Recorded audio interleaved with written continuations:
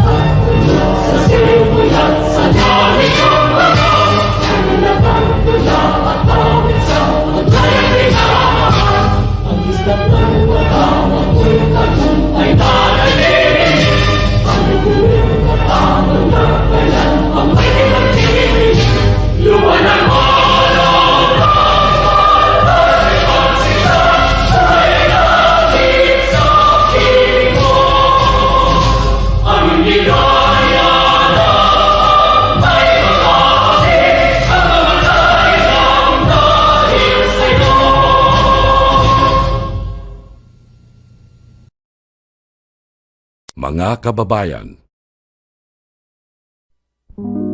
maraming beses na kitang nilayasan, iniwanan at ibang pinuntahan. Parang babaeng ang hirap talagang malimutan.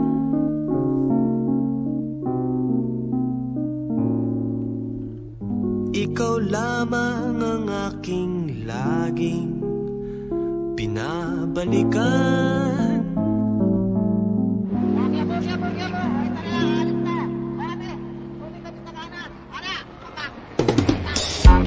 Manila, I keep coming back to Manila. Simply ain't no place like Manila.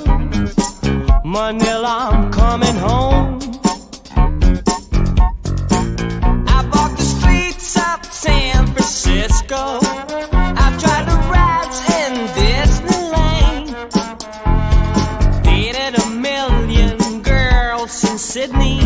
Somehow I feel like I don't belong.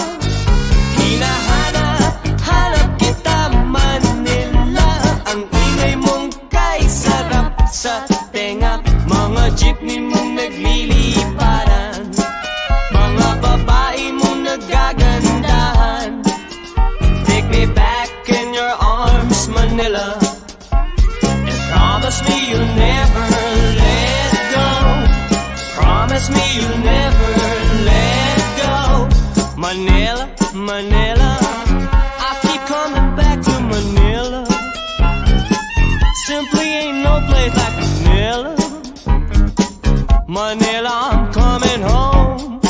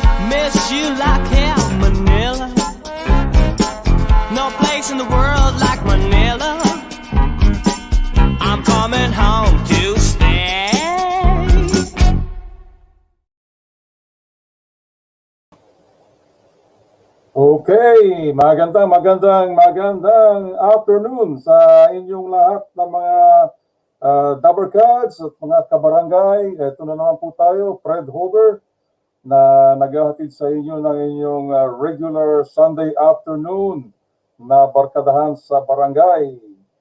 At ngayon pong ngayong linggo ng hapon na ito ay live na live po tayo. So pwede po kayong mag-post. Ayan, kagaya po niyan.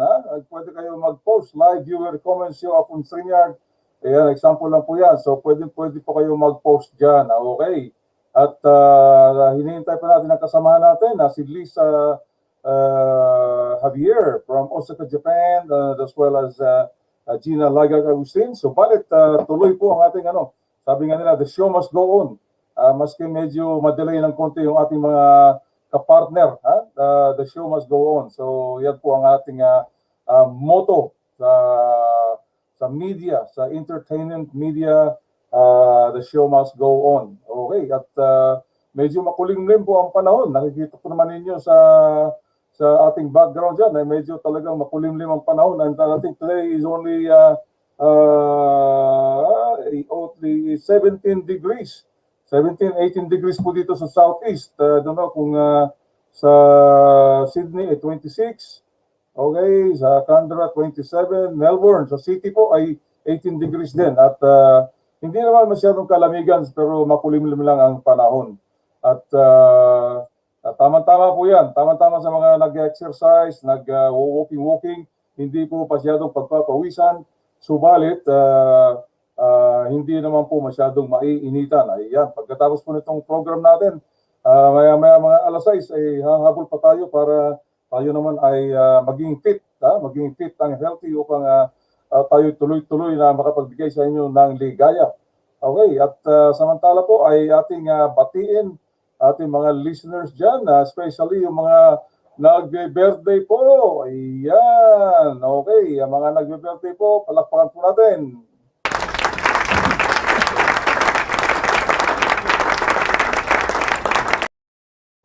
At ito na po ang ating mga birthday celebrant for this week.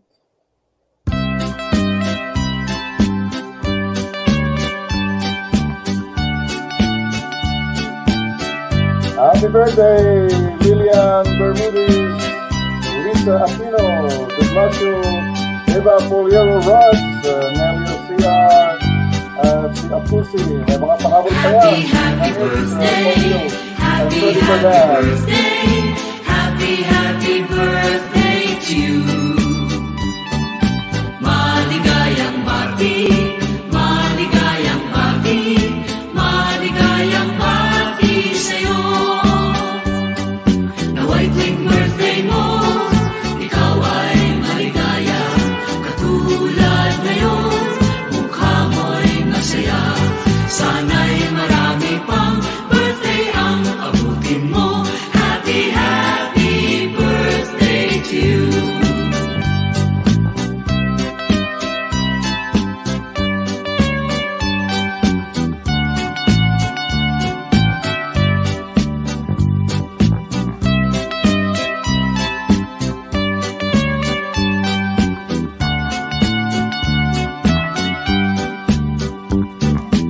Happy, happy birthday, happy, happy birthday, happy, happy birthday to you. Maligayang bati, maligayang bati, maligayang bati sa'yo. Nawa'y tuwing birthday mo, ikaw ay maligaya. Katulad ngayon, mukha mo'y masaya. Sana'y marami pang birthday ang abutin mo. Happy, happy birthday to you. Maligayang bati sa'yo.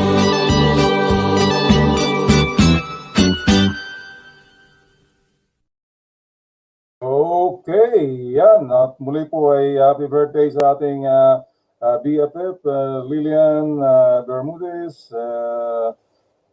Lisa De Blasio Aquino, Eva Polero Rads, Nelia Sayar, Nanette Coghill, Ferdy Verdan. Ayan. And of course, huwag po natin kalimutan, the Queen of Melbourne social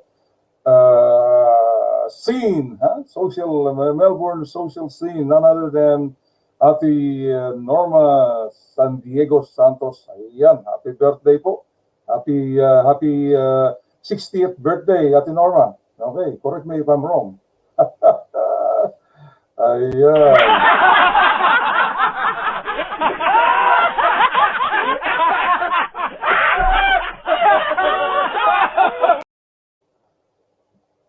Okay, ano, palakpakan natin.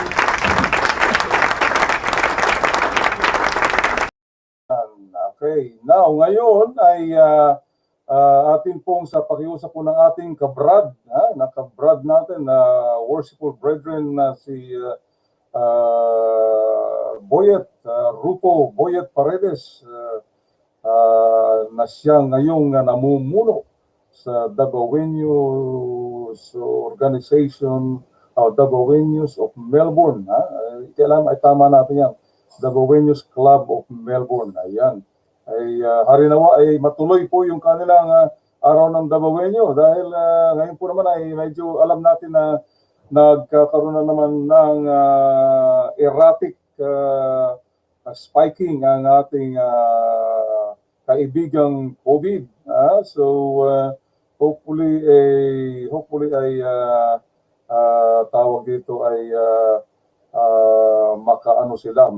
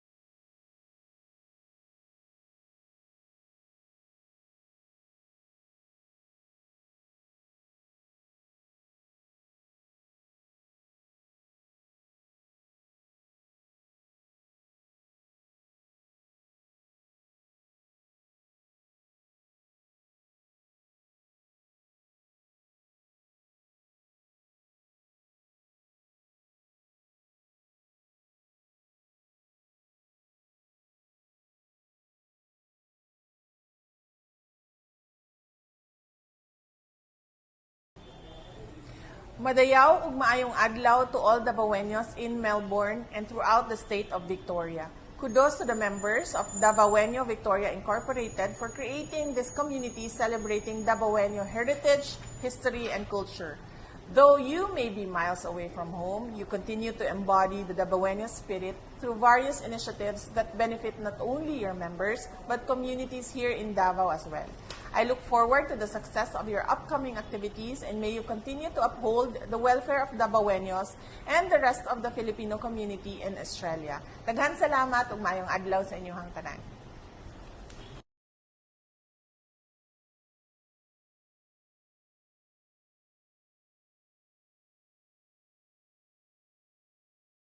Dagang salamat din na Inday Sara Duterte, the mayor of Davao City at the moment. Yan, mukhang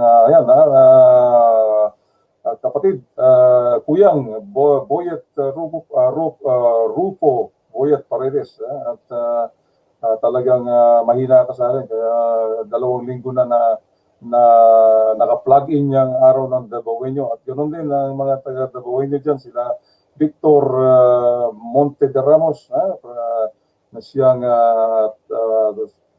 sales team leader ng Lawson College, and also si Rhea, okay, yan ang sales team leader, isa rin sa mga Real Alcantara, sorry, okay, at nakapanayan po natin yan sila nung nakaraang 2 episodes ago, okay, at tungkol po sa araw ng Davaoenyo. Okay, so ipakita din natin ang official theme song.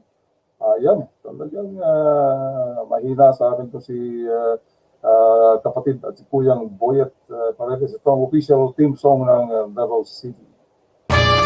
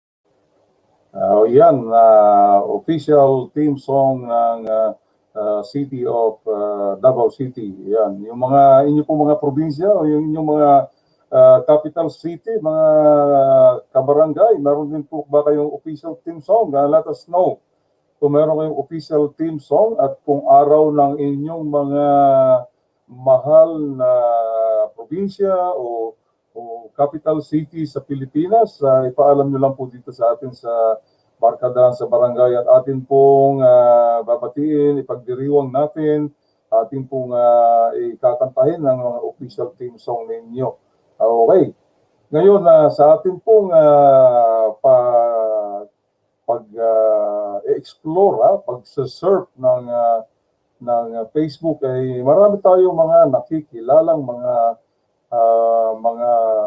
kapwa natin Pinoy dito sa Melbourne. So pero ito pong particular na batang ito ay isa po siyang international student na galing po sa atin sa Pilipinas.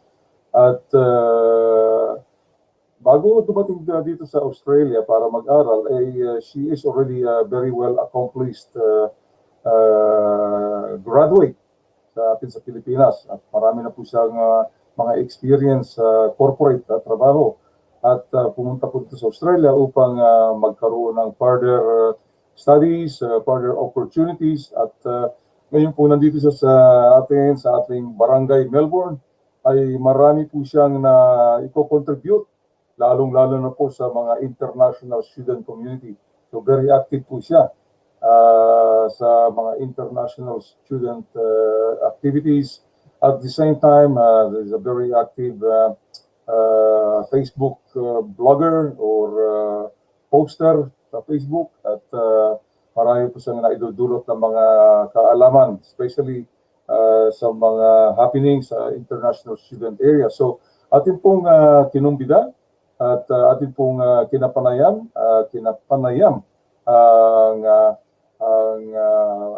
estudyante ito na walang iba kundi si Kimberly Mitchiko Clemencio.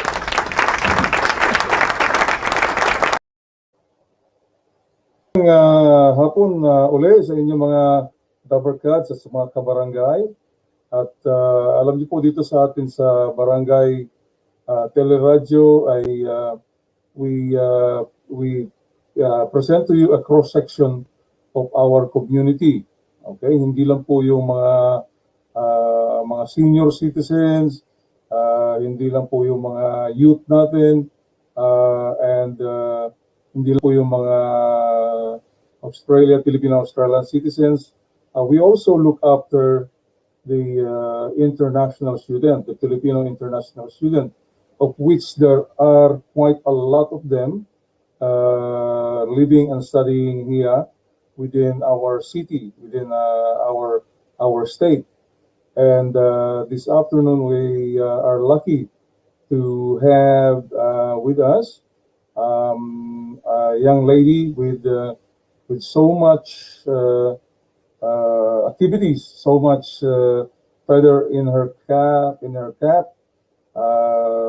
despite being a student and I think being all alone by herself here in Melbourne. We'll find that out.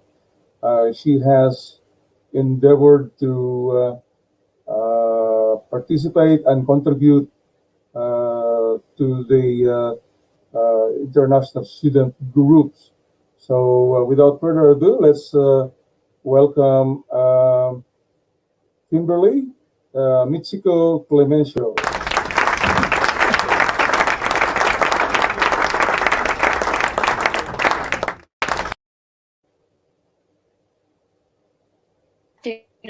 Okay, Kim, you're on. So good afternoon.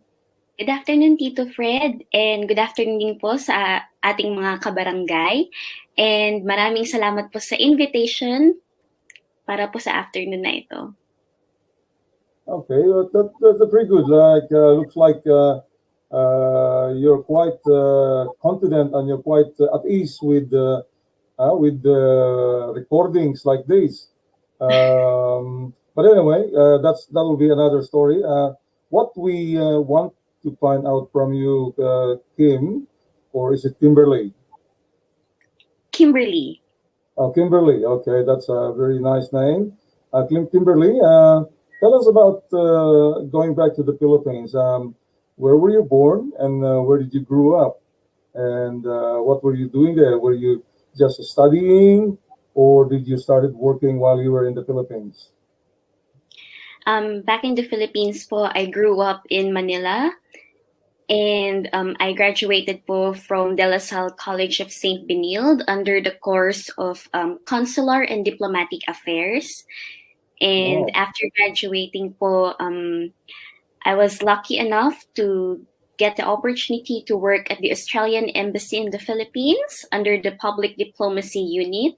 And later on po, I worked at the National Museum of the Philippines as a museum guide. And after po naman nun, I worked at a private company as a marketing assistant. And I only stayed in that company for around 5 months po because later on, nagpunta na po ako dito sa Australia. That was during 2018 po. In 2018. That's great. So looks like you have so much achievement. You have done so much while in the Philippines. You know, having to work with the local Australian embassy there. You know, how long did you work there with the Australian embassy? It started po as an internship, and everything I see. went well po.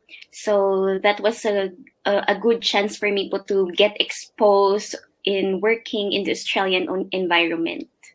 Okay, and that's probably what made you interested to come to Australia. And you had a very good foundation. You know, De La Salle College or De La Salle University. It's a very good one of the best institution in the Philippines, and you know, your family's got to be a little bit well off to be able to afford to send you to De La Salle University, Tim. So okay, Opo. how many brothers? And so you don't have any province at all. Your family just lived in Manila, you know, for so long. Do you know what province your parents came from? What's their background? Luzon, Visayas, or Mindanao? My dad po was from Davao, and my mom po, she's from Quezon Province po. In Quezon Province, yeah. Yes po. That's good, but obviously, can you still understand or speak a bit of Visayan? Unfortunately po, I did not get the chance to learn the language. Yeah, of course, obviously, because your father was probably not using Visayan anymore, as he was speaking in Tagalog. Yes po, but kapag kasama naman po namin yung lola ko sa dad's side ko, nagsasalita naman po sila ng Tagalog, kaso nga lang po, I grew up speaking Tagalog po talaga. That's right, yeah, because you're in Manila. Yeah, and which part of Manila was that your family lived, Kimberly? Las Piñas po. Las Piñas. That's great. Okay, let's move on. And so you had a lot of working background, academic background in the Philippines, and you moved to Australia in 2018. So, you know, that's only just over 2 years ago. But since Yes. then, since arriving in Melbourne, you have achieved so much. By the way, what course are you doing and what school here in Melbourne? I recently shifted to community service po at Southern Cross Education Institute. Oh, I see. So when you say currently, previous to that, you were enrolled in another course? Yes po, that's right. I was doing graduate studies of law po at Victoria University. BUZ, that's right. And you completed that, Kimberly? Hindi po. I did it for a year po, and then I shifted to community service.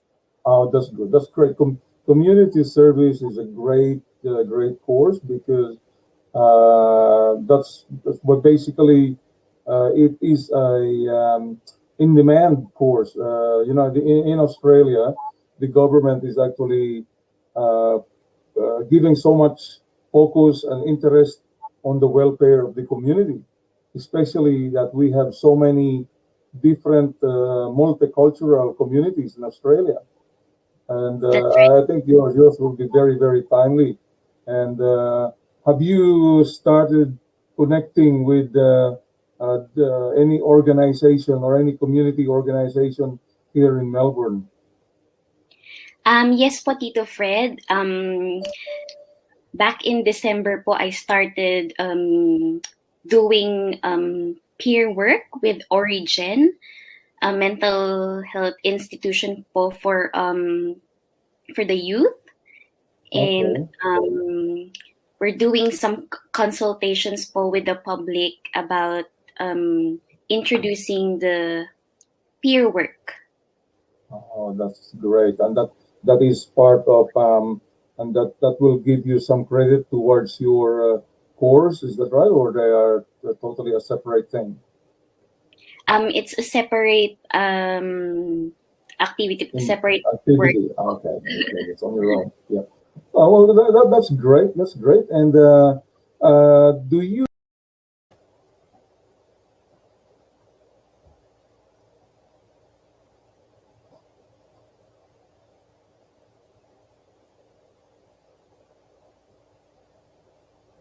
have any relatives at all, like family support here in Melbourne, or so basically just your by yourself and with your other student friends? Um, Fortunately, I have my aunt and cousins po here in Australia, here po in Melbourne. Oh, that's good. That's great. So at least you have some sort of distant family relations that you can a little bit talk to and support you, and at the same time, you're not totally alone. That's great. Unlike some other students that they are really on their own, but they are also surviving. So. So what's your life here in Melbourne? So have you, since you were studying, you're allowed to do some part-time work, right? Have you done any part-time work while you were studying Yes po. over the last 2 years? Yep. So currently po, I work in the hospitality, very far po from my studies, but it's a good experience po. A lot of Okay. learning, and you get to learn new skills, which is a good experience po for international students, I believe. That's great. That's great. And you're very much active in the international student community, as you have mentioned. You were a what you call community. You had a role in the CISA, which is the Council of International Students Australia, right? So that's the CISA there. So tell us about your role in CISA. What does the job involve?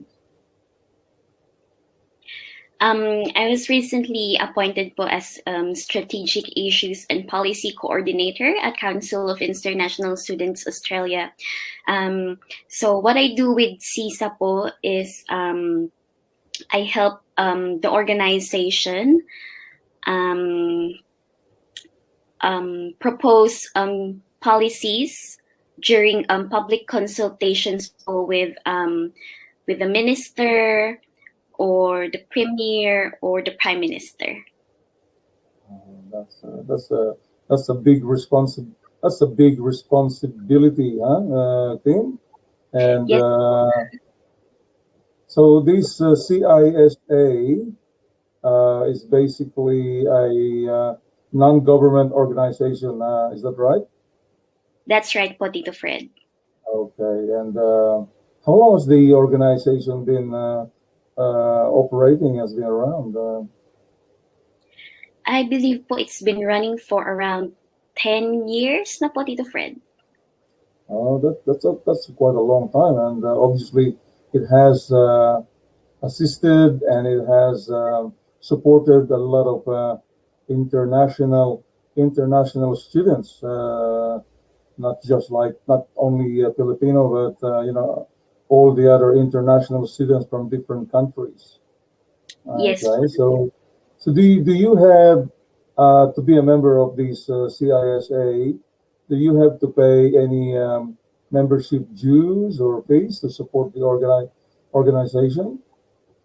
No membership fees po when you apply as a member or as a volunteer. All they need to do po is fill out an application and provide their resumes. And from there po, the Office of the President will review or study their resumes.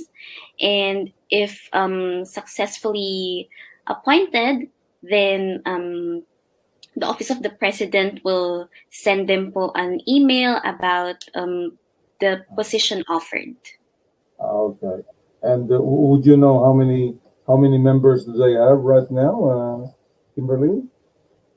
Currently po around 30 members. How many? 80? 30 po. 30 30, po. Around 30. That's a lot. Yeah, that's right. But obviously, there's other students who haven't heard about these organization. So is that part of your role as well to invite new members to the organization? Yes po.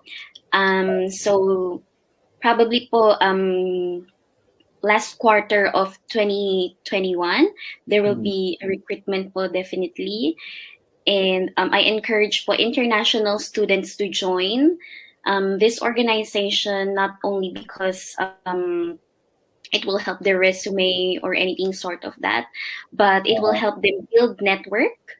And if they are into governance, public law, then this is a good opportunity to get involved.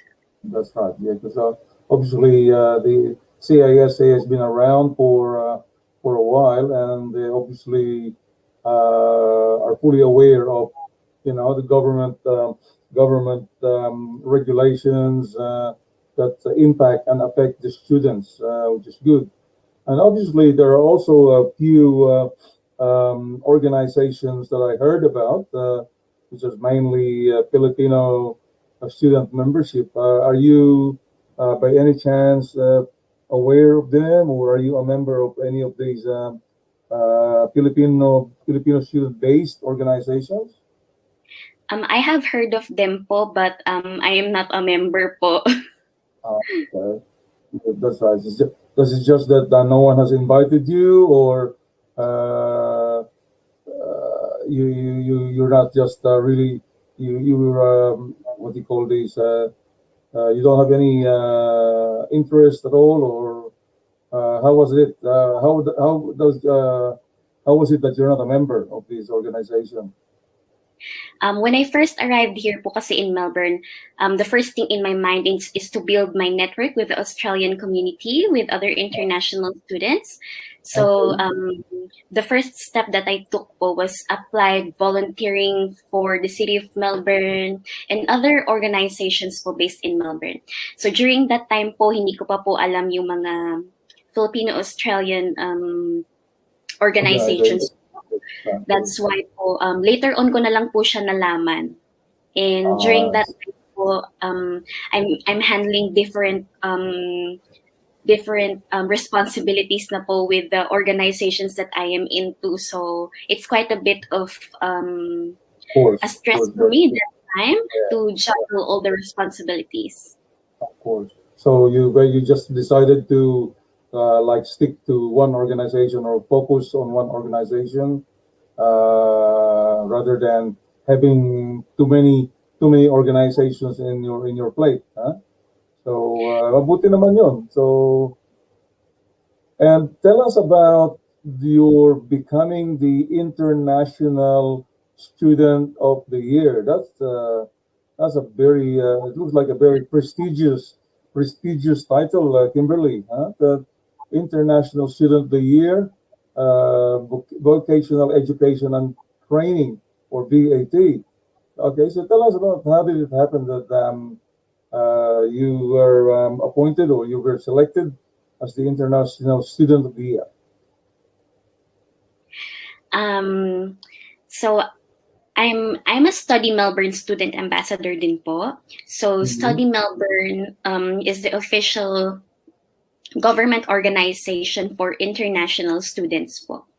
And during my time as an ambassador, I participated in a lot of projects po and initiatives on helping international students. And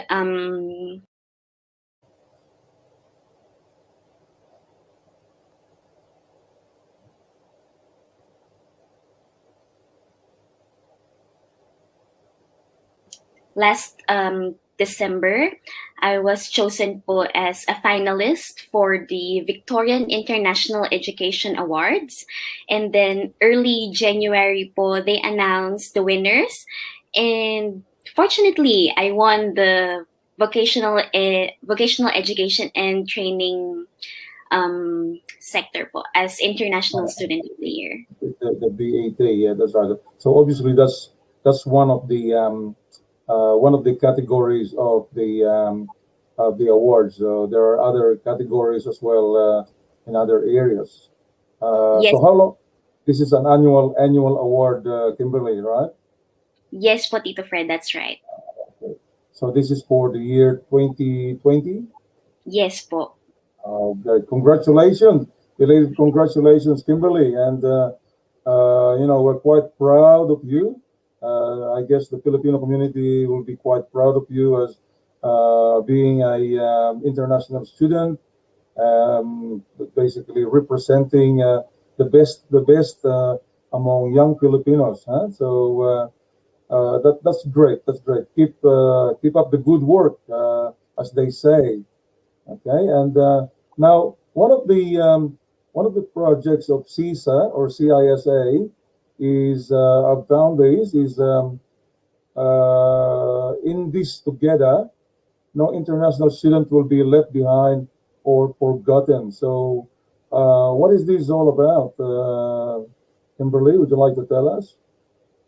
As you may know po, Tito Fred, during the beginning of lockdown last March 2020, international students are one of the temporary visa holders who were struggling financially and emotionally.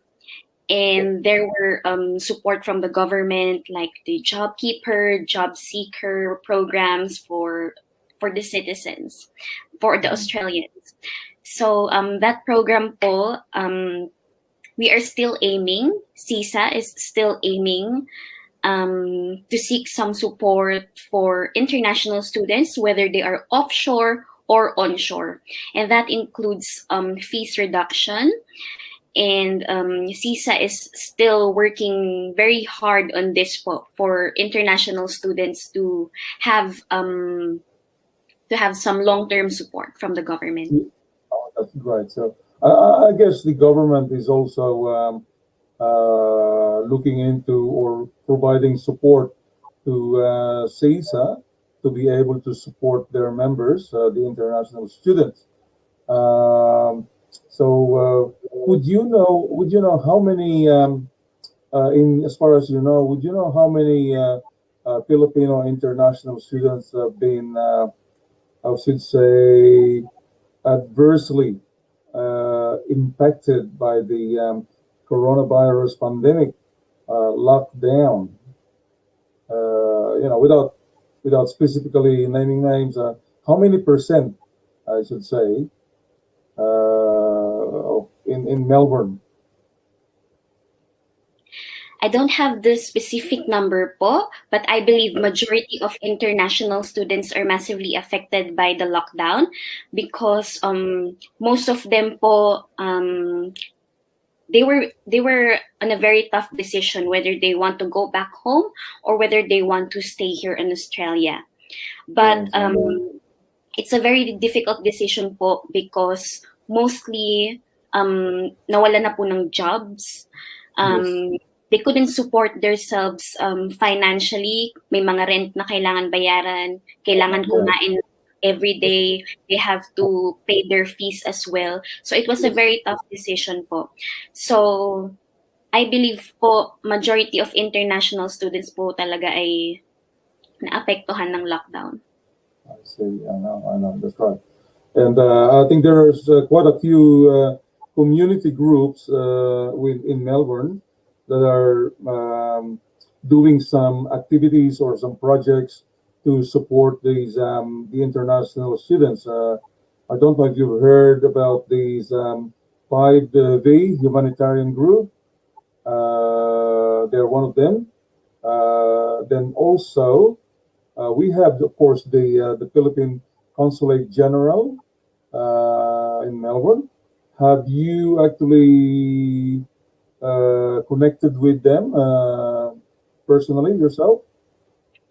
With 5Bs po, no po, but I recently met po Miss Liz, and during the time of lockdown, I had a one-on-one meeting with Consul General Anthony Mandap regarding Filipino international students po here in Australia. Oh, that's great. Yeah. Well, Vice Consul General Anthony Mandap is a great person.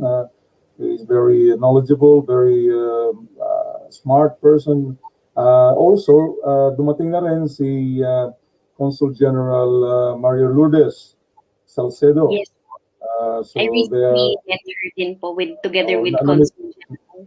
Okay. Namit mo na rin siya, si Consul General.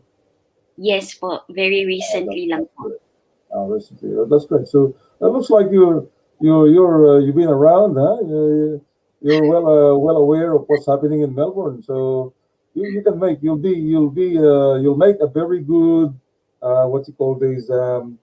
reporter for our teleradio. How is that? maybe we can look into getting you occasionally to come on board and tell us about what's happening with the student international student sector in Melbourne. Yes, po. I'm willing to do that. Let's explore that option, Kimberly. That's good. So, actually, when I saw your postings on Facebook, I said, oh, this girl would be a good stringer, as they call it in the media industry, stringer for news happenings and within the Melbourne international student community. And I wasn't wrong. Kimberly. You're a good you're a good speaker, right? Very good background, but excuse me. Okay, so let's go into one of the projects that actually recently caught my attention on Facebook, and that is the food bank. Okay, so I guess in these times of quarantine, so economic the displacements. This project will be one of the best we can do. It's like even before the pandemic, the food bank has done a lot of help to our senior citizens. Kasi alam mo yung mga senior citizen, they only rely on their pension. So pinagkakasya-kasya lang nila, and the food bank is a great way of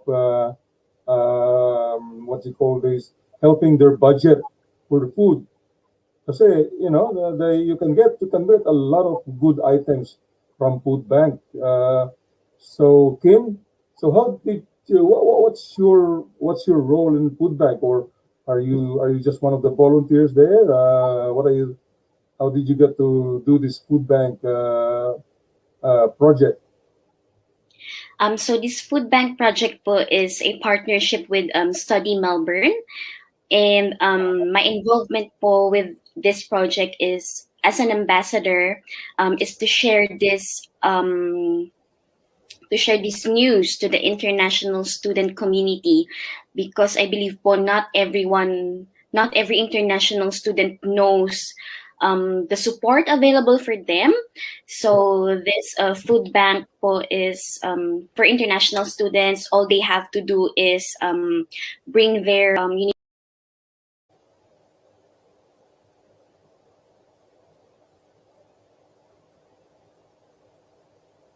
university ID or school ID as a proof that they are really an international students, and they can get every item po for free. And this will be available until the end of March 2021 po. And this is located near Melbourne Central at Latrobe Street. And this is open po from Monday, Tuesday, and Thursday. Oh, that's great. So Monday, Tuesday, and Thursday. So 3 days Yes. a week. Yeah? Okay, so you get supplies there of food from the food bank, which is I believe is located in Footscray. This So, one po, it's a pop-up store po in Latrobe Street po. This one po This for is a pop-up international thing. students. Yes po. Okay, exclusively for international students. So, so it only started during the quarantine lockdown, or that has been going on even before? Food Bank Victoria po has been there po even before the lockdown. Yeah, that's correct. Yeah, but Yes po. itong pop-up. Yes po. But this pop-up store po for international students only started during the quarantine period po. I see. I thought so. Which is great. Now, before we actually totally get derailed and overlooked, now you've mentioned about the Study Australia, and you're an ambassador of this group. Are they a separate group from the CISA, or they're just a project? Study Melbourne. Sorry, Study Melbourne that you mentioned. So what is this Study Melbourne about? Is this a project or a totally separate group as well? Yes po, Tito Fred. So Council of International Students and Study Melbourne are two different entities po. So Council of International Students Australia is an organization, non-profit organization po, run by international students as well, coming from different states of Australia. And Study Melbourne naman po is the government organization for international students po. So if international students are having issues with their housing, with any legal support, Study Melbourne will help them po. Yes po, Study Melbourne will help them out to which organization can help them po with their with the challenges that they are facing. And apart from that, there are many other initiatives that Study Melbourne offers for international students. And another po is resume writing and volunteering Victoria, and other initiatives po to connect with other international students. I see. Well, so that's great, because that means that Study Melbourne is directly a project of the state government, or is it Melbourne City Council? State government. State government of Victoria. That's Yes. great. So I think that's one way of the state government directly getting involved and supporting the international student. And you are one of the ambassadors of these Study Melbourne thing. That's That's right. great. So How long have you been doing the ambassador role? Supposedly for 6 months po, but my term has been extended for another 6 months. That's good. That's good, and that's good. So this is because this is fully funded by the state government. So I guess you have some sort of a remuneration on this one. Is that right? Correct me if I'm wrong. Apparently no remuneration po, but I had the opportunity to connect with different departments of the state government, which is good po. That's good. At least, yeah, that's very good because you get connected with different state government entities, and that's worth a lot of. It will open up the doors of opportunity in the future. That's right. That's right. So, Kimberly, like final word to our international students here in Melbourne that are currently listening, or may be able to access this show, and I will give you a copy of our program of this particular episode, and you can actually like post that in your profile in your Facebook, or you can directly send that to your network of students. So, what's your final message to not only Filipino students but other students as well in Melbourne? So, you're speaking now as a Study Melbourne ambassador.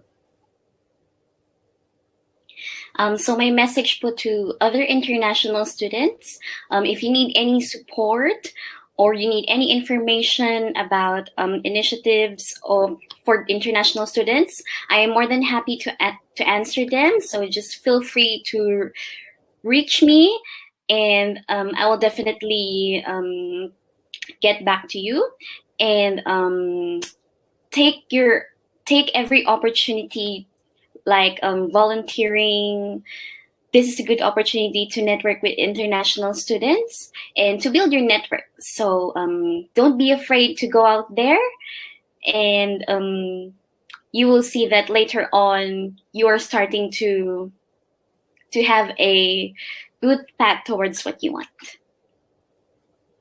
That's great. And if I might add, Tito Fred of Barangay Teleradio of Melbourne will always be here, and we can get you connected to the right group, the right people in the community that can or may be able to solve any issues that you might have or solve any concerns that you might have. Okay, so this will just be the beginning, Kimberly, of our good collaboration between Barangay Teleradio and the international student community in Melbourne. I have spoken to Ethel Villafranca a couple of months ago, and I bet you would have heard of her, or you would have met her, or you would have known her. She is one of the leaders as well of the Filipino students here in Melbourne. If you haven't, I'm quite happy to connect you with her. But she's great. She has completed all her degrees and course, and I think she's on her way to becoming a corporate, figure in Melbourne. So she's gone a long way. So just let me know. So all the international students out there, we have met Kimberly, and if you haven't met Kimberly, feel free to connect with us here at Barangay Teleradio, particularly Filipino students out there.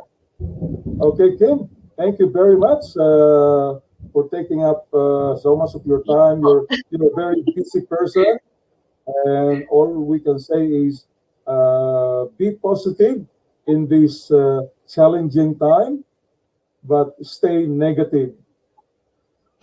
If you Tama know what po. I mean. Thank you. Thank you very much, Kim. Okay, Thank have a you. good night. Thank you very much. We'll Thank talk you to very you much po. soon. Okay, thank you. Okay, at yan po ang very engaging na usapan natin na interview with Kimberly Mitchiko, who is a very well-spoken young lady and well-known, has got a very good network of contacts among the international students, excuse me, in Melbourne. So napaka what's the term is napaka what productive ng taong yan. It's very everywhere despite of her studies and as well as working at the same time. You can see that yeah, the term is prolific, a prolific blogger and poster. In fact, one of his posts that we would like to share with you is the recent coup d'etat in Myanmar.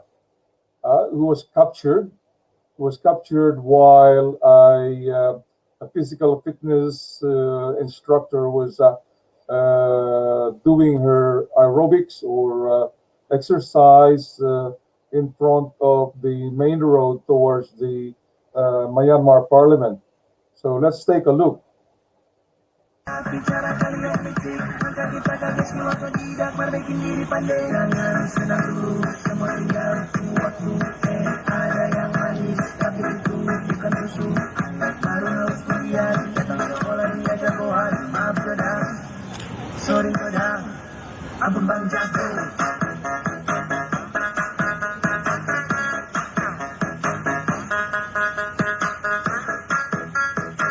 Wala siyang kamalay-malay habang nagbibideo ng kanyang exercise, nagkakaroon na ng convoy papunta doon sa Parliament of Myanmar at magte-take over na yung military doon sa civilian government.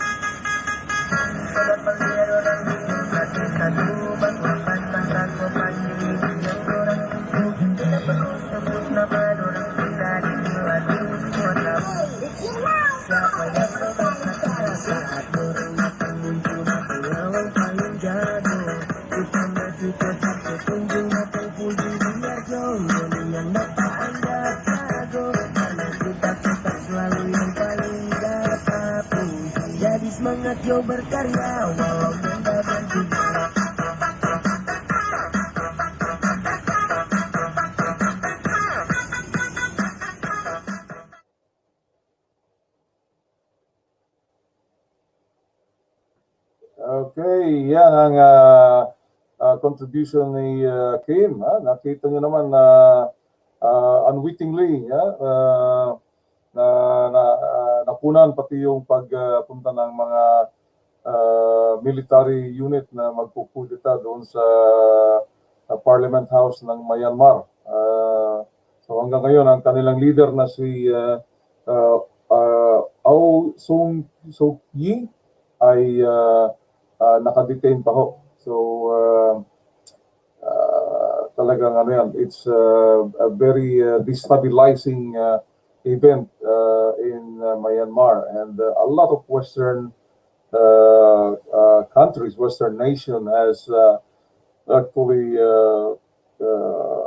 lambasted or decried the military of Myanmar, who actually seized the power from the civilian government.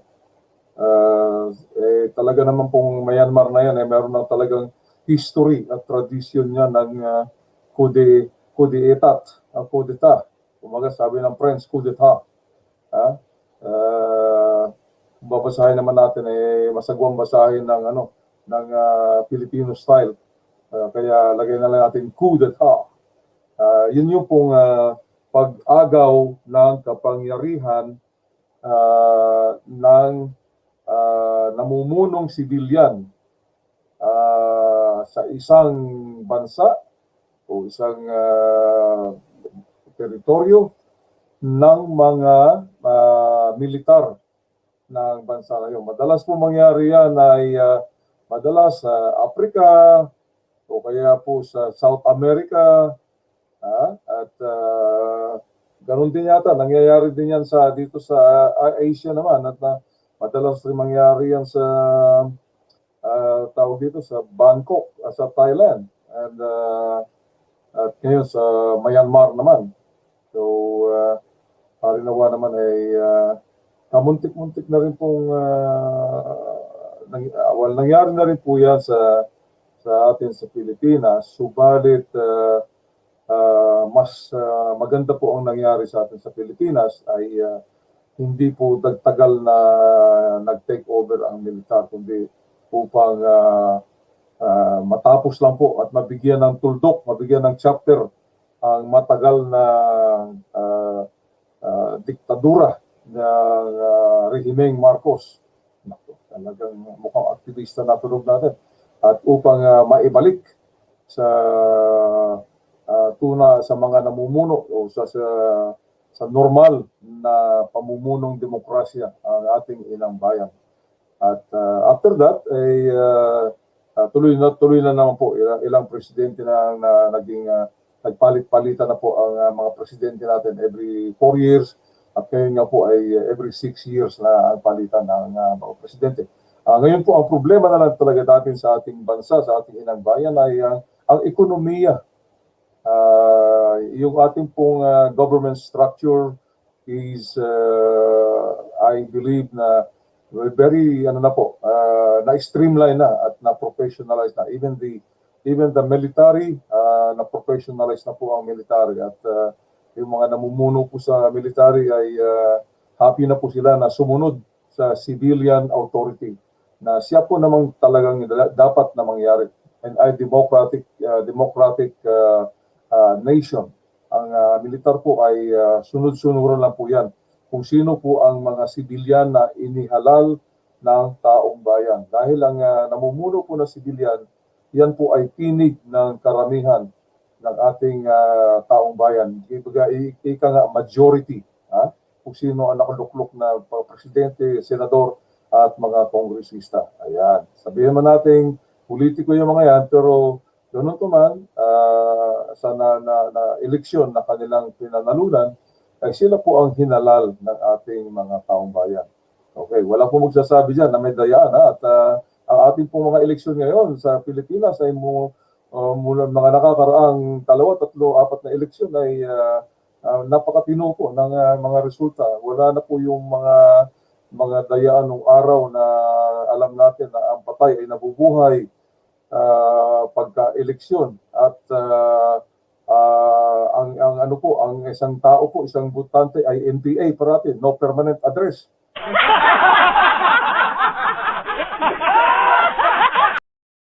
Yung palagay ko po kaya po na tumino ang ating eleksyon ngayon dahil ang mga kabataan po na siyang pag-asa ng bayan ay namulat na po sa democratic process at naging aktivista sila, advocate sila ng malayang pamamahayag, at talaga pong pinipili nila ang dapat na mamuno sa ating bayan. Okay, so talagang ika nga ni Gato Sir sa kabataan ay siyang pag-asa ng bayan.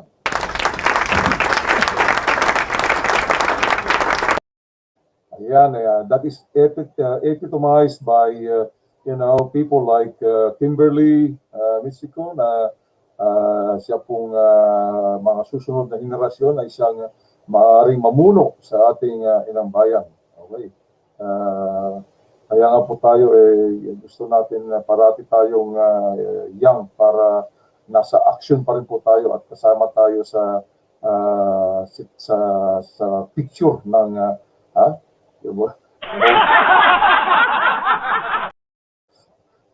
Biro lang po. Samantala, ay pinag-uusapan ko ngayon sa atin sa Pilipinas na nabubuhayin daw po ang tinatawag na nuclear plant sa Bataan. Kung natatandaan po ninyo, ay may itinayo na nuclear plant sa Bataan noong panahon na ng lumipas o namayapang Pangulong Ferdinand Marcos.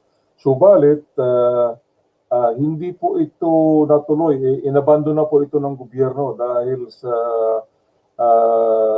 maalingas-ngas na oposisyon ng mga politiko at saka ng buong bayan.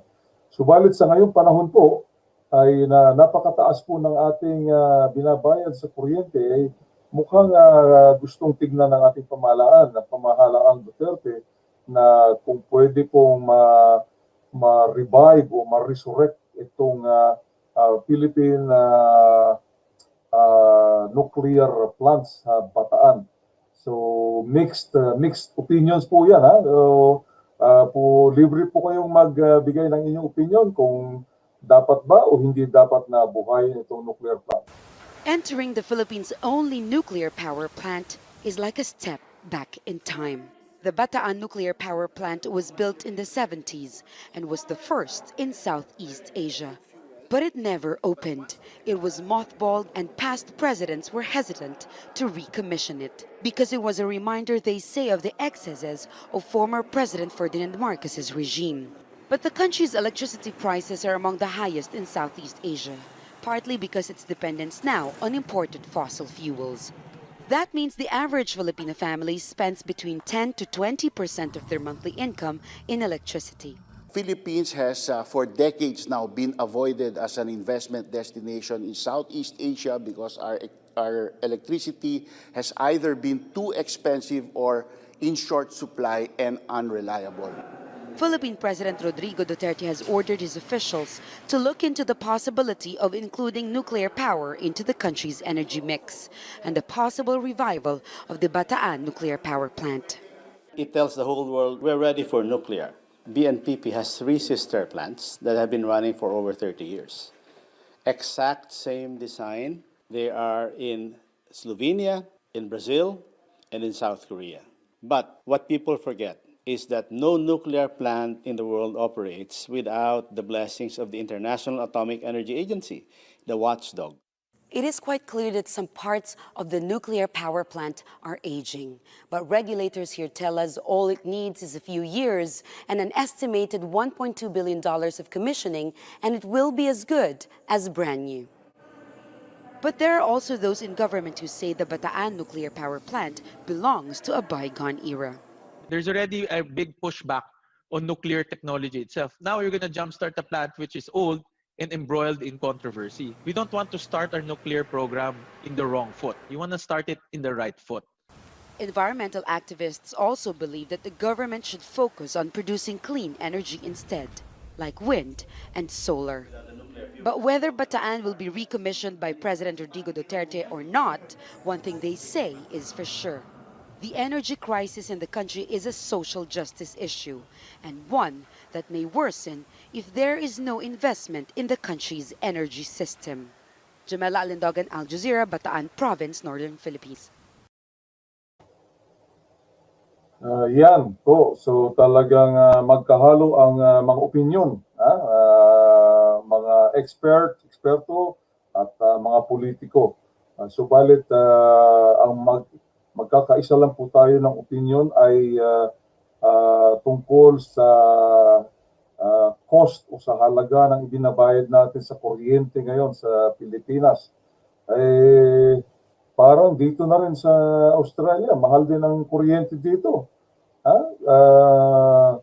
Pero kung tutuusin mo, medyo affordable pa, medyo kaya pa natin bayaran ng konti dito ang ating mga kuryente dahil po may tinutulong din po ang gobyerno sa atin. Subalit sa Pilipinas po ay talagang lalo pa sa mga poorer areas, sa mga marginalized areas, ang paggamit mo ng kuryente ay either tipid na tipid, or kailangan nakawin mo pa o nakakabit ka doon sa poste ng Meralco.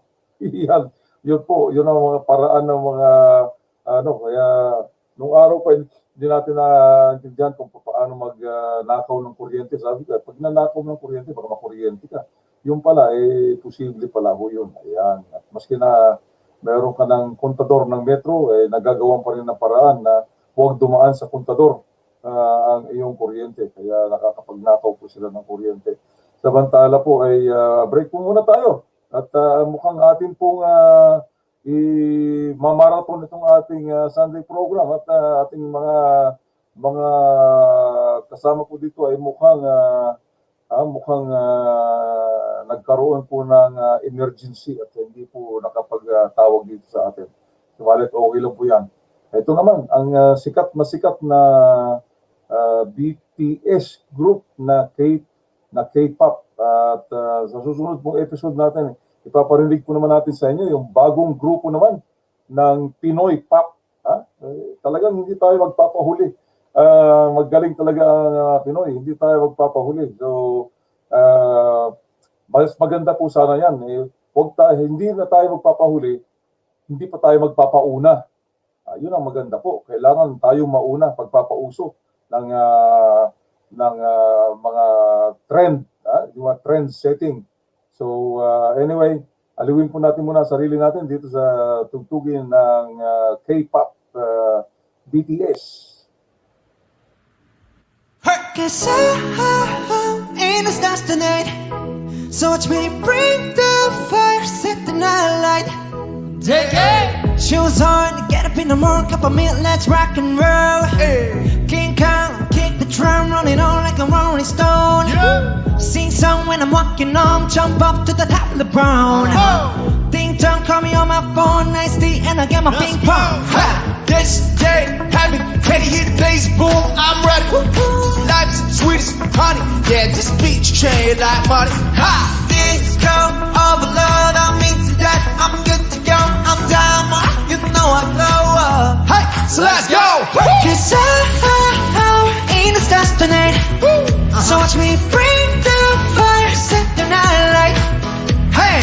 Shining through the city with a little funky soul. Light it up like dynamite. Whoa! Here we go!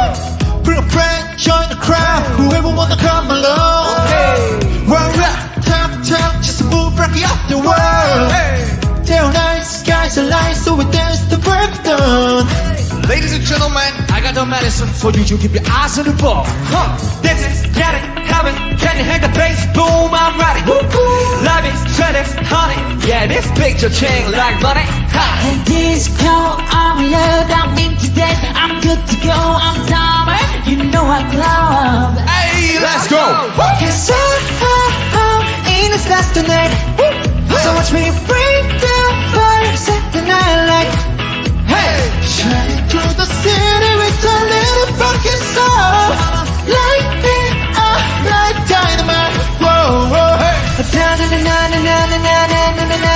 Life is dynamite. Da na na na na na na na na na na. Life is dynamite. Shining through the city with a little funky soul. Light it up like dynamite. Whoa, da na na na na na na na. Da na na na na na na na. Da na na na na na na na. Light it up dynamite. Da na na na na na na na. Da na na na na na na na. Da na na na na na na na. Light it up dynamite. Cause I'm in stars tonight. So watch me bring the fire, set the night light. Hey! Shining through the city with a little funky soul. Light it up like dynamite. Cause I'm in stars tonight. So watch me bring the fire, set the night light. Shining through the city with a little funky soul. Light it up like dynamite. Whoa! Da-na-na-na-na-na-na-na-na-na. Life is dynamite. Da-na-na-na-na-na-na-na-na-na. Life's dynamite. Shining through the city with a little funky soul. Light it up like dynamite. Whoa! Boom!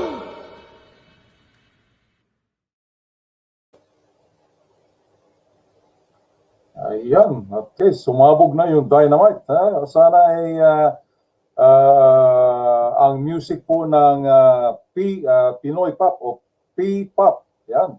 Maglo-launch po yung P-Pop na yan sa I believe sa susunod pong linggo at atin pong abangan yan at panoorin natin. And hopefully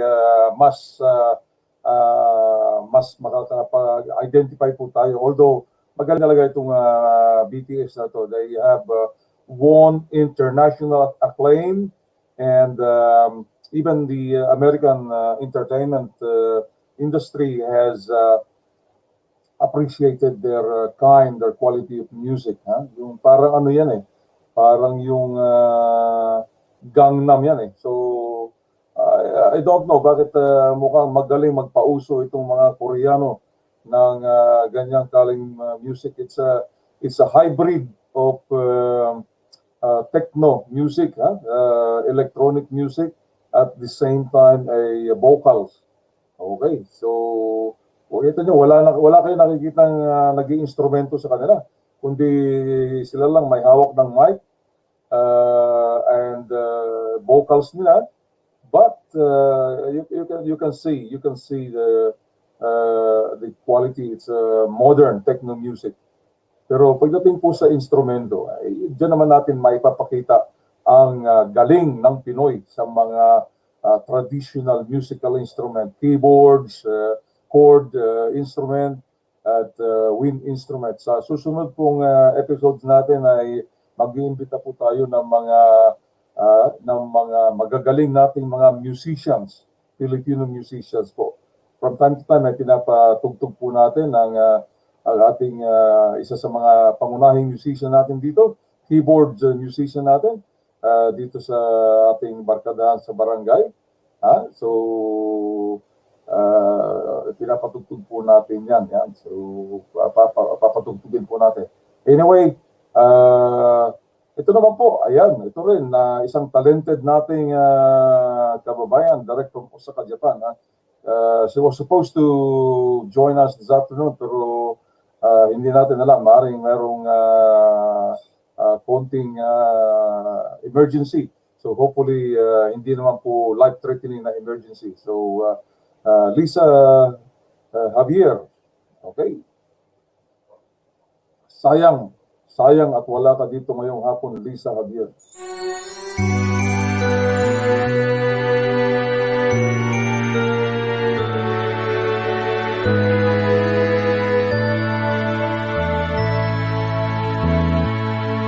Kasalanan ba ng pusong magmahal? Akala ko ay magtatagal. Nawalan na ng saysay ating pangarap. Mga pangako'y di mo natupad. Nagawa mong saktan ang isang tulad ko, na labis na nagmahal sa'yo. Buti pang hindi ka nakilala. Sana'y walang hapting na darama.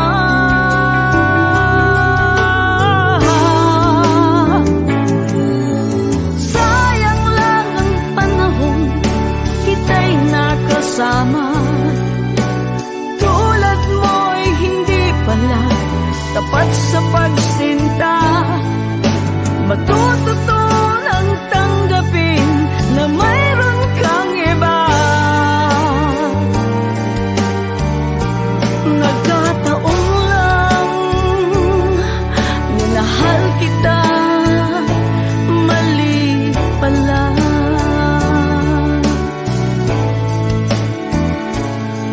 Nanaisin pang ako'y nag-iisa. Dahil sa'yo ay natuto na. Buti pang hindi tayo nakita. Sana'y walang hapting na darama.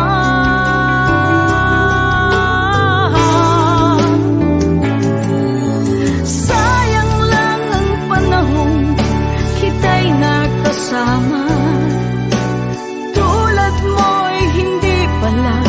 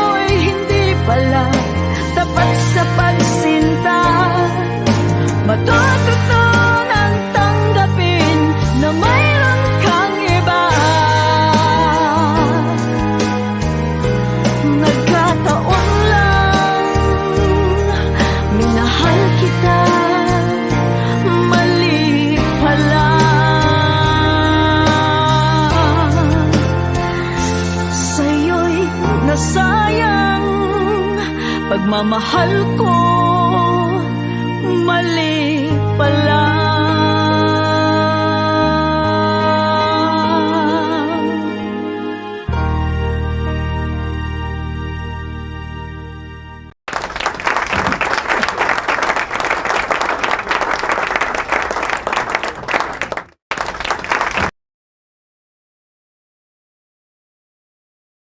The beautiful Miss Lisa Javier from Osaka, Japan.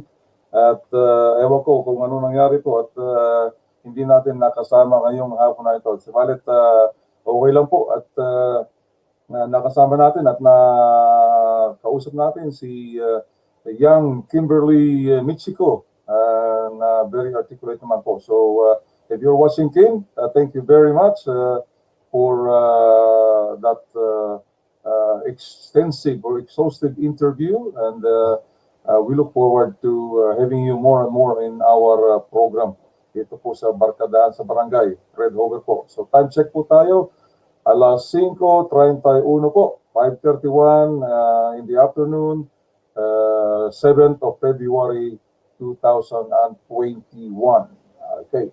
Ngayon naman po ay dumako naman po tayo sa sitwasyon ng COVID-19 pandemya dito po sa ating neighborhood dito po sa Melbourne.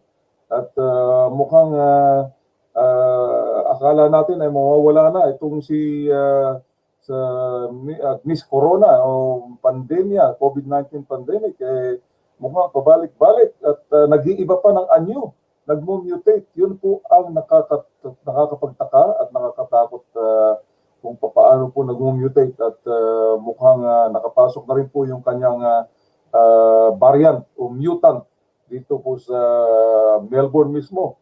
Kaya paalala po natin sa ating mga kasambahay, mga kabarkada, mga kabarangay, ay mag-ingat lang po. Okay. The UK COVID strain has sparked a fresh scare on our shores. The variant so contagious it spread between rooms in a Melbourne quarantine hotel. It comes as the Australian cricket team cancelled its tour of South Africa over fears about its mutant COVID strain. 28 straight days COVID-free in Victoria, and doctors say that spells elimination, but not in hotel quarantine. A family of 5, all with COVID, managed to infect a woman across the hallway without leaving their room. The virus was so high that just even opening the door to pick up your food has seen the virus get into the corridor. There was so much of this new strain of virus, it seeped from one room to another. There are cameras right near these rooms that indicate there have been no breaches of protocols. A similar highly contagious strain is being blamed for the Australian cricket team pulling the pin on their tour to South Africa. We just felt that the residual risk, even with all of the biosecurity arrangements in place, was too high. The first shipment of COVID vaccines have just arrived in South Africa, and cricket officials had promised our team a virus-free bubble. Cricket Australia based a decision on zero risk, and I think that zero risk in this world is impossible. And in New South Wales, another 0 day, 17 straight, and rewards could soon be on the way. The Premier has penciled in Friday week to lifting the last of the restrictions slapped on us at the height of the Northern Beaches outbreak. If things continue on the path they are, that from Friday week we will be reverting back to the 2 square metre rule. The Premier's next mission, making sure our state's quarantine workers are at the front of the queue when the vaccines are rolled out. I would like to see New South Wales get its proportion based on the risk we're carrying. The Pfizer vaccine is said to be only weeks away, and regulators here have announced it poses no specific risk to the elderly, despite dozens of deaths among frail recipients in Norway. Damien Ryan, 9 News.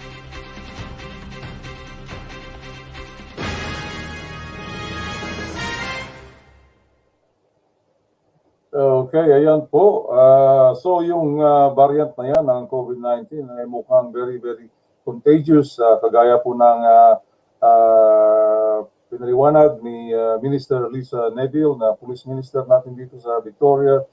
ay hindi naman po lumabas yung infected person sa kanilang kwarto na nasa quarantine hotel po dyan sa Park Royal, which is right across our airport. Alam mo rin po yan, ay nahawahan po yung isang quarantine worker na dumadaan lamang o sa pasilyo, sa hallway.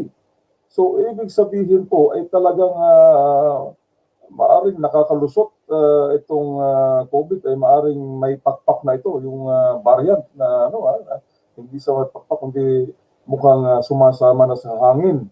At yan po ang nakakatakot na development COVID na variant, na UK variant na sinasabi nila. At kung yan po totoo, ay mas higit po na nakakahawa. Ayon sa mga scientifico, ayon sa mga dalubhasa, mas nakakahawa po ang variant, ang UK COVID variant. Subalit, sinasabi naman nila na ang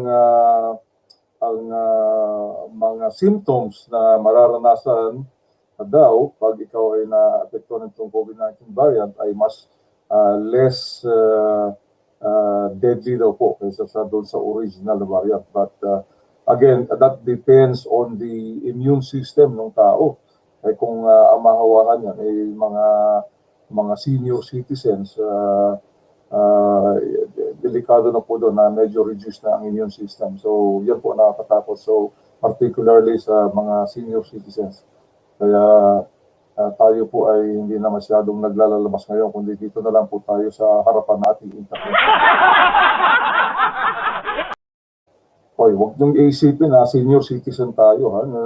Sinasabi ko lang yung mas epektibo po tayo pag dito po nakatutok sa internet. I can reach anybody anywhere in the world, hindi na universe. Hindi lang po dito sa Melbourne, kundi sa buong Australia. Pwede ko pong i-forward itong ating show na ito to anybody. At lalong-lalo na po doon sa ating mga kamag-anak doon sa Pilipinas upang panood naman po nila kanilang kamag-anak.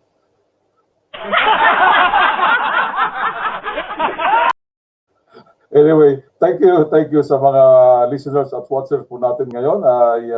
Sana po nakapagbigay kami ng kaalaman, entertainment, dahil sa inyong very quiet afternoon. Ayan. Ngayon, medyo meron tayong interesting feature dito ngayon. Tingnan po natin ito. Development naman po ito, yung sinasabi nilang SpaceX. SpaceX na dinevelop ng may-ari nung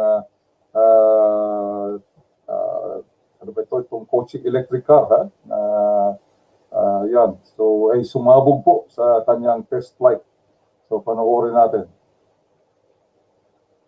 2, 1, 0.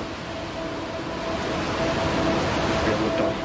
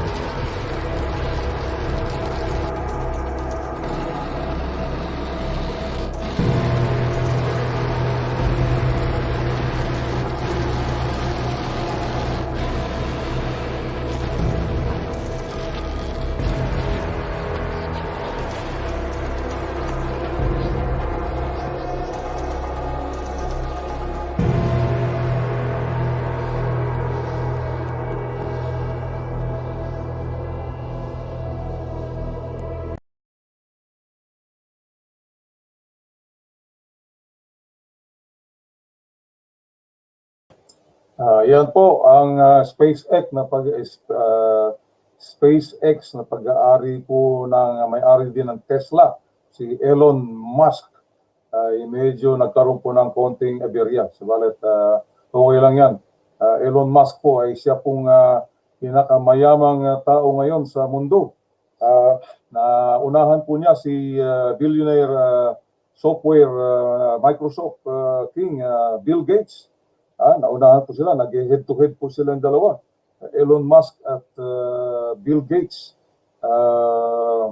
Pero itong si Elon Musk mukha talagang success driven talaga ito. Di mo, nag-invento na siya ng purely electric car. Sa ngayon ay medyo hindi pa natin kayang bilihin ng mga pangkaraniwang tao. Subalit pag nagkaroon na po ng mass production ng electric car, magiging affordable na yan. So, bali, tayo naman po, bago tayo bumili ng electric car, nag-book na po tayo doon sa SpaceX.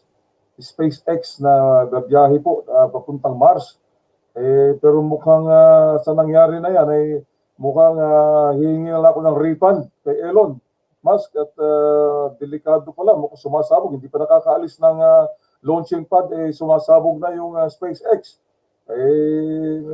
Delikado naman po tayo doon.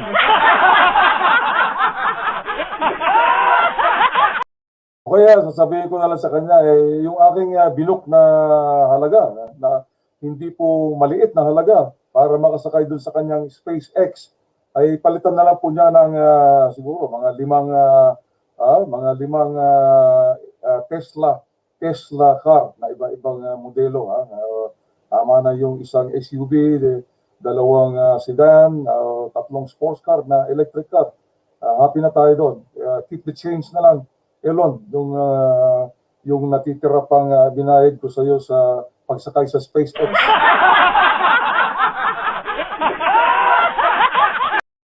Okay. At malapit na po tayo magpaalam. Ano na lang po, meron na lang po tayong 2 minuto bago po tayo magpaalam. Subalit sasamantalahin natin. Okay. Alam po ba ninyo na yung mga gumagamit ngayon ng Himalayan salt, yung kulay pink na salt na according to food experts are healthier than the ordinary sea salt, ay karamihan sa atin akala natin nanggagaling po sa Himalaya. Okay? Mali po tayo dyan, Himalaya. Kundi nasa ibaba lang po ng bundok ng Himalaya yan ang gagaling. Walang iba kundi ang bansang Pakistan. Ito po, panoorin natin. Diyan po nanggagaling ating Himalayan salt. Himalayan salt doesn't actually come from the Himalayas. It's mined 186 miles away in Pakistan. Thanks to its pink hue and supposed health benefits, the salt has exploded in popularity since the late 2000s. Today, it's turned into lamps, statues, and of course, table salt. But extracting the coveted salt means descending into dark caves, then blasting and carrying heavy rock. अच्छा, हमें प्रॉब्लम जो माइंस से आता है, जो ब्लॉक्स के जो साइजेस होते हैं, बेसिकली हमारे पास इतनी अच्छी फैसिलिटीज़ नहीं है हमारी माइंस के अंदर कि हम जो ब्लॉक्स को बहुत अच्छी तरीके से उसको एक्सट्रैक्ट कर सकें. We went inside the mine, turning this mountain into 400,000 tons of pink salt each year. The Keoda salt mine, here in the Punjab region of Pakistan, is the second largest salt mine in the world. The pink salt comes from remnants of ancient seabeds that crystallized 600 million years ago. Legend has it, it was actually Alexander the Great's horse that first discovered these salt rocks when it stopped to take a lick. Then, under British rule, salt mining ramped up in the 1870s. Today, it's a popular tourist destination and a working mine, producing the majority of the world's pink salt. All the mining starts here, at the train station. This train takes miners deep into the mountain. Here, tunnels stretch for 25 miles, and it's always 64 degrees Fahrenheit. Mine के टोटल 17 लेवल है, इसके 17 लेवल है, 5 लेवल इसके ऊपर चल रहे हैं, 6 ये ग्राउंड फ्लोर है और 11 इसके नीचे है. 300 miners work these dark chambers. They've used many of the same mining tools for over a century, pickaxes, hand drills, and gunpowder. सबसे पहले हमने ड्रिलिंग की है।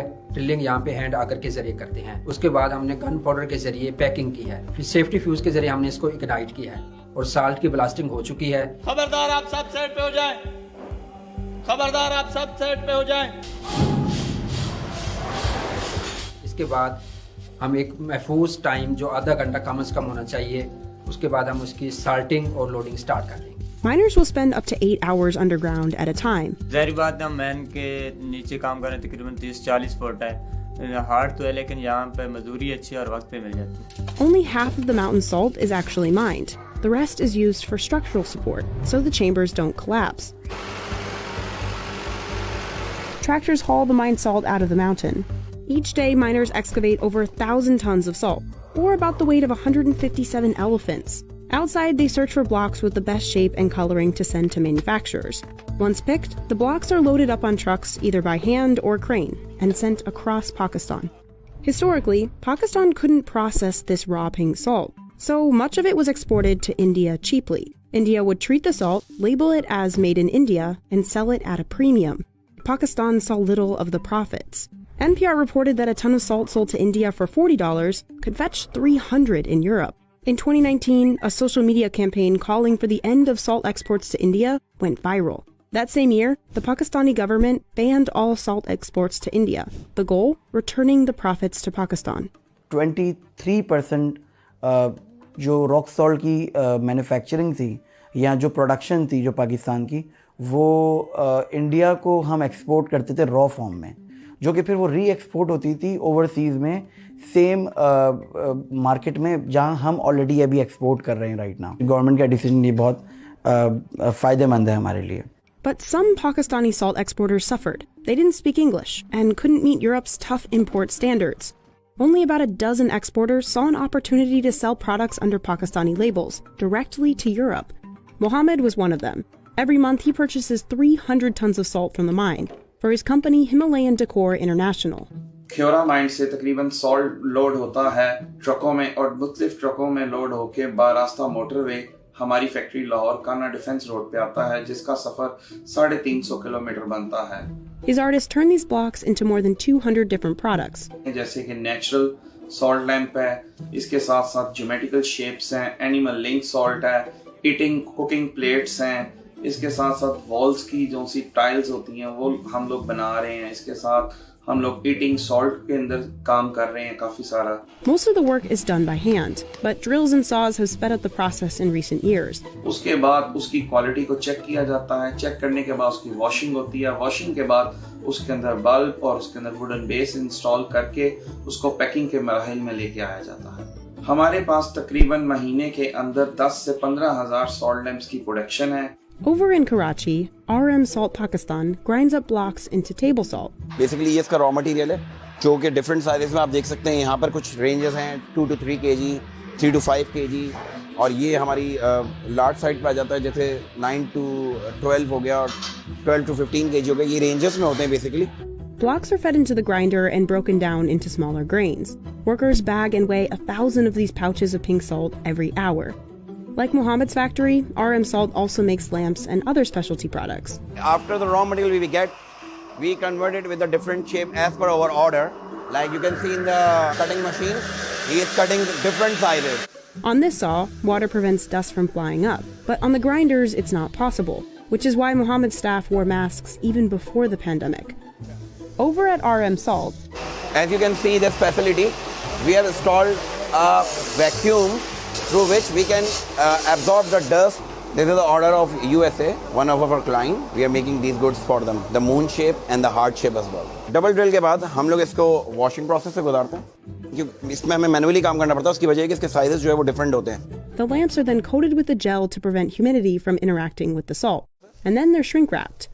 RM Salt ships 30 containers of products every month. Mohammed exports about 80% of his products, primarily to Western countries like the US, UK, and Spain, where demand has spiked in the last decade because of the alleged health benefits. यहाँ पर 3 कलर का नमक है, व्हाइट है, रेड है और पिंक है। इसके अंदर व्हाइट के अंदर है सोडियम क्लोराइड, पिंक के अंदर मैग्नीशियम है और रेड में ऑरेंज शामिल है। 98% तो ये सोडियम क्लोराइड ही है, NaCl है, जो कि नॉर्मली सी सॉल्ट भी है, लेकिन इसके एडिशनली जो बेनिफिट्स हैं वो 84 मिनरल्स जो इसमें होते हैं, जैसे कि कैल्शियम है, मैग्नीशियम है, पोटेशियम है। However, it's such a very small percentage of the salt that makes up these minerals that you are highly unlikely to get any real benefit or any trace of them in your regular serving of salt itself. But nutritionally, it's pretty much similar to regular salt. It's also pretty similar tasting to sea salt. But others claim Himalayan salt has healing powers, whether inhaled, used in spa treatments, or in lamp form. There's a lot of different homeopathic remedies that can seem very, very appealing, but actually they're not grounded in evidence. And it's these false health claims that have driven the price up. Himalayan salt can cost up to 20 times the price of normal table salt. Normally जो price start होती है pink salt pouch की, वो नॉर्मली एक मैन्युफैक्चरर से वो 60 सेंट से शुरू होती है, और एक मैं 1 kg बैग की बात कर रहा हूँ जो कि सेल होता है रिटेल मार्केट्स में अराउंड $9 होता है. But that money doesn't always make it back to the miners. They take home less than 1,500 rupees a day, not much more than the cost of this bag of Himalayan sea salt at Walmart.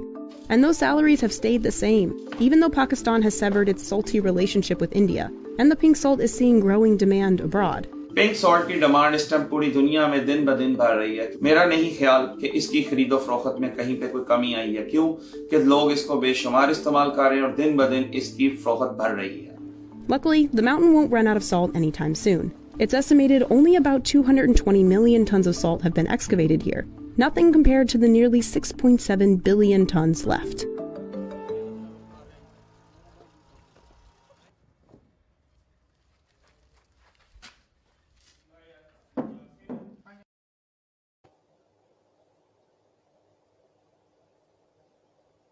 Okay, so yan po ang history ng Himalayan pink salt. Ayan, okay. Gusto po ng aking kasambahay dito na bumili niyan sa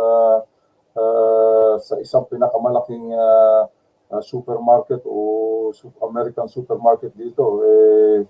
Sabi ko pareho lang naman ang lasa niyan sa ordinary na table salt. Mas healthy pa nga yung ordinary table salt na napoproduce dito dahil it's complemented, supplemented. So but anyway, kung sa ikaliligaya niya, hayaan mong bumili siya ng table salt kung gusto niya. Okay, samantala, ito po namang isang awitin ay ating ihandog sa inyo, at ito po ay kinumpose ng ating kaibigang si Pastor Anthony Crisostomo, at ito po ay awitin ng mga Australian Filipinos. At tawag po sa title po ng kanya na ay Osing Pinoy. Osing Pinoy. So Australian Filipinos, at the same time ay umaawit na Pinoy.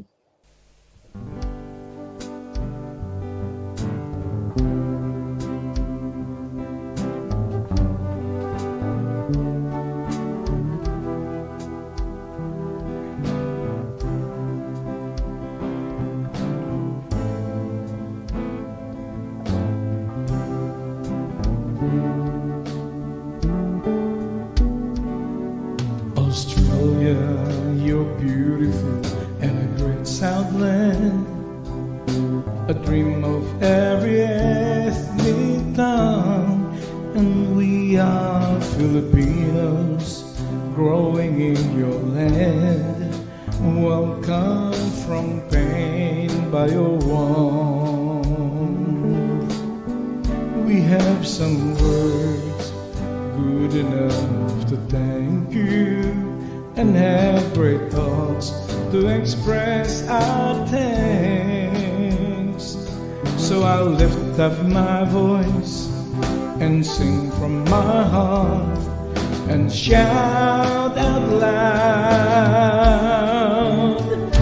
Osing Pinoy, may dugong Pinoy. Osing Pinoy ako, Osing Pinoy, may pusong Pinoy. Pinoy pa rin ako, mahal ko ang wika ko, pati na kultura ko. Di mahihiyang ihayag sa buong mundo na ako'y Osing Filipino.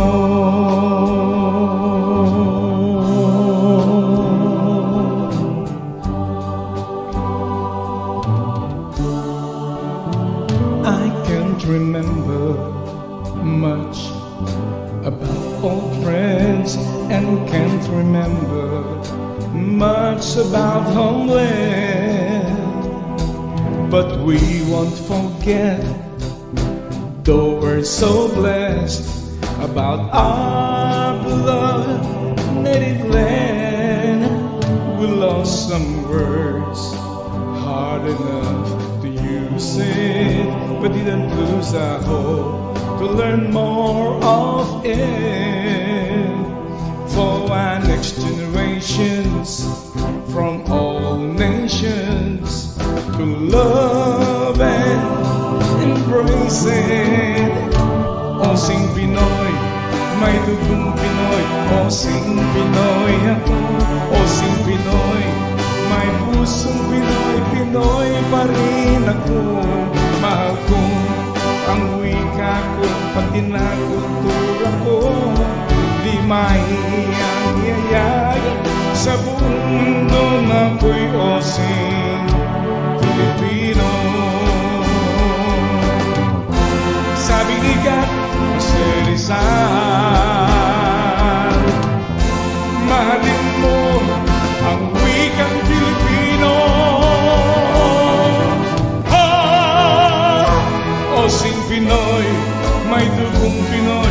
Osing Pinoy ako, osing Pinoy, may pusong Pinoy. Pinoy pa rin ako, mahal ko ang wika ko, pati na kultura ko.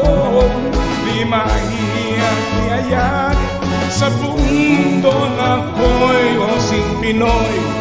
May dugong Pinoy, Pinoy pa rin ako, osing Pinoy, may pusong Pinoy. Pinoy pa rin ako, mahal ko ang wika ko, pati na kultura ko. Di mahihiyang iyayag sa buong mundo na ako'y osing Pilipino. Oh, ako pa rin isang Pilipino, may dugo at pusong Pinoy. Ako ay osing Pinoy.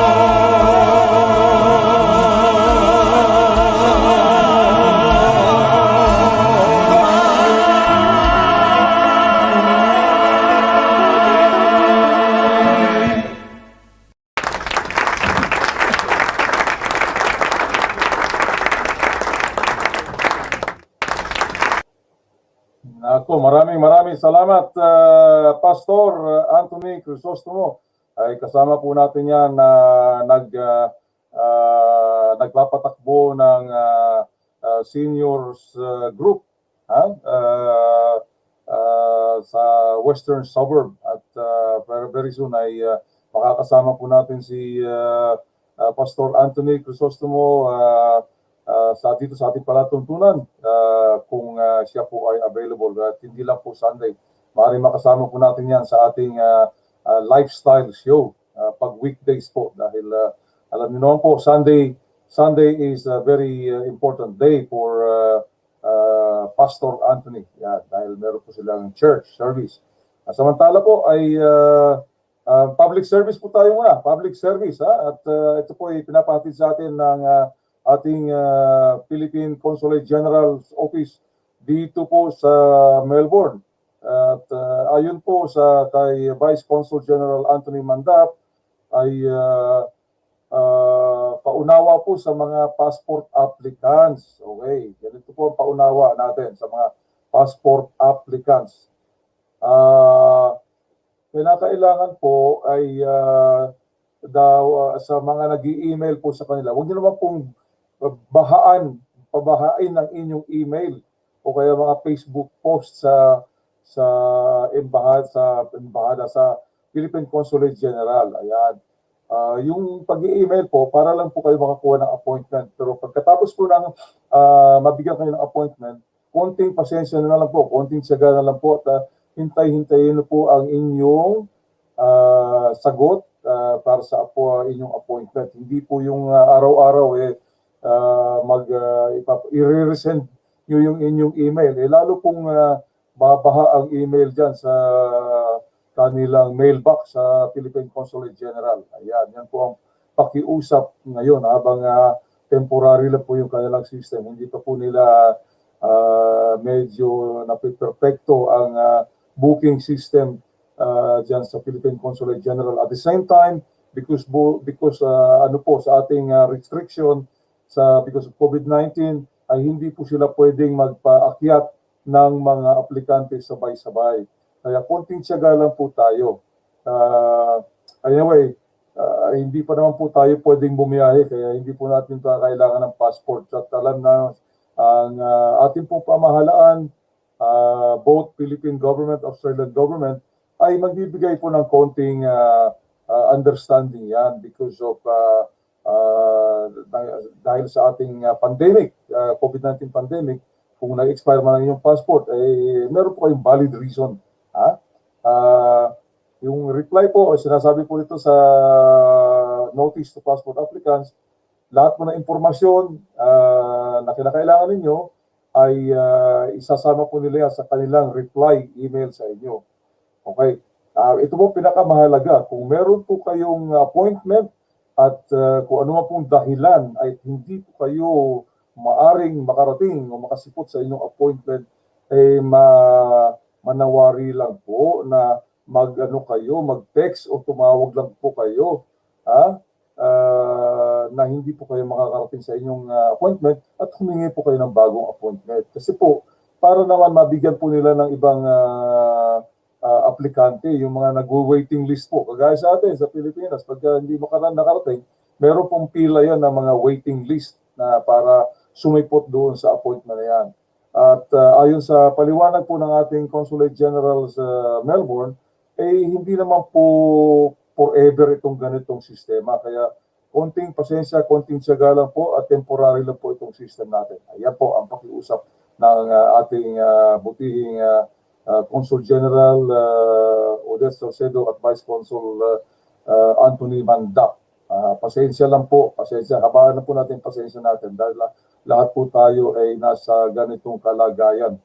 Okay, so manood na lang po kayo ng Barkadahan sa Barangay upang maaliw po kayo. Samantala, ang ating kaibigang Melba Cabato Wo ay public service po ito. Meron po silang amateur contest, ang Bridge Builders for Australasia. Isa pong dating mga matatag na samahan dito ng mga Pilipino sa Melbourne. Kung saan ay pangulo niyan ay ating kaibigang Melba Cabato Wo. Meron po silang patimpalak. Patimpalak, kita niyo naman, amateur photography contest.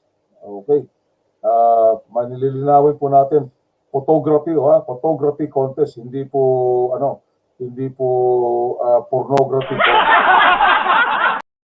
Okay. At contest rules entry form can be obtained from their website bbfaaustralasia.wixsite.com at Mixsite. Ipapublish po natin itong kanilang poster na ito sa ating Barkadahan sa Barangay Teleradyo website, Facebook, para po malaman ninyo.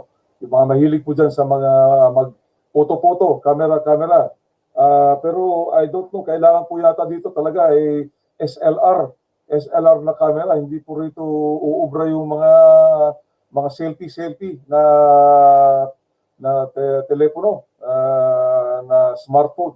Kailangan po talaga dito yung mga, pag sinabi pong amateur photography contest, yung pong mga gumagamit ng SLR. Yan.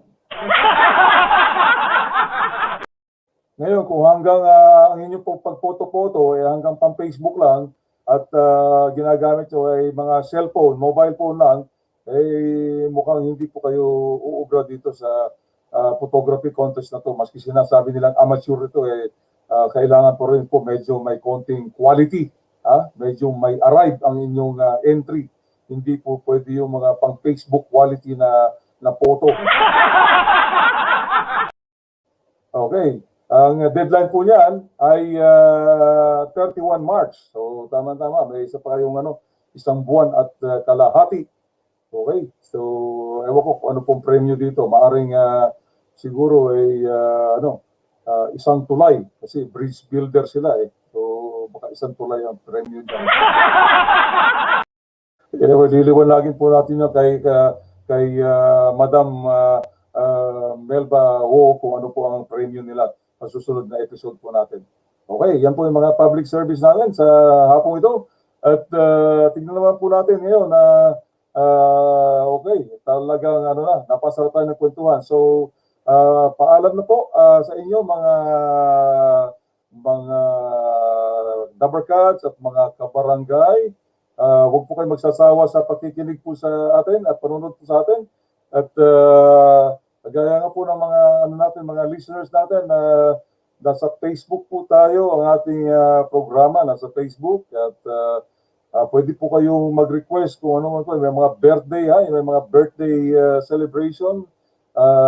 Napapansin po ninyo yung maski yung wala pa hindi na napapabati, binabati na po natin pagka nalaman po natin na kanilang birthday sa ating Facebook ay kusang loob na po natin na binabati ang ating mga friends at saka mga followers natin. Yan. Pero kung kayo po ay talagang mag-i-special request, igagawa pa po natin kayo ng magandang birthday video. Yan po, promise po ng Barkadahan Barangay yan. Gagawa po natin kayo ng birthday video upang maging memorable naman ang inyong birthday. Okay? So doon po yung mga talagang inaalala po nila ang kanilang nakaraang birthday nung sila po ay bata pa. Ito naman po ang ating awitin para sa inyo. Yesterday once more, if you can. When I was young, I'd listen to the radio, waiting for my favorite songs. When they played, I'd sing along. It made me smile. Those were such happy times, and not so long ago, how I wondered where they'd gone. But they're back again, just like a long-lost friend. All the songs I love so well, every sha-la-la-la, every whoa-whoa still shines. Every shing-a-ling-a-ling that they're starting to sing so fine. When they get to the part where he's breaking her heart, it can really make me cry, just like before. It's yesterday once more.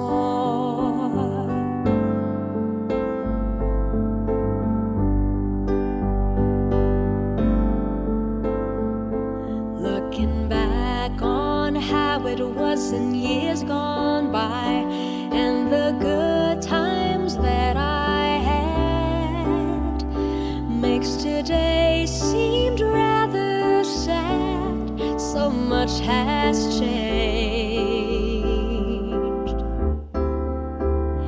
It was songs of love that I would sing to then, and I'd memorize each word. Those old melodies still sound so good to me as they melt the years away. Every sha-la-la-la, every whoa-whoa still shines. Every shing-a-ling-a-ling that they're starting to sing so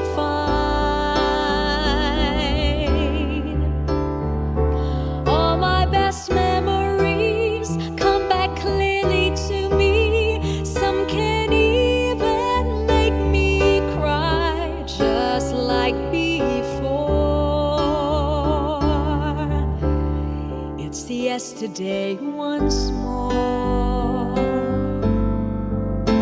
Every sha-la-la-la, every woe still shines. Every shing-a-ling-a-ling that they're starting to sing so fine. Every sha-la-la-la, every woe still shines. Every shing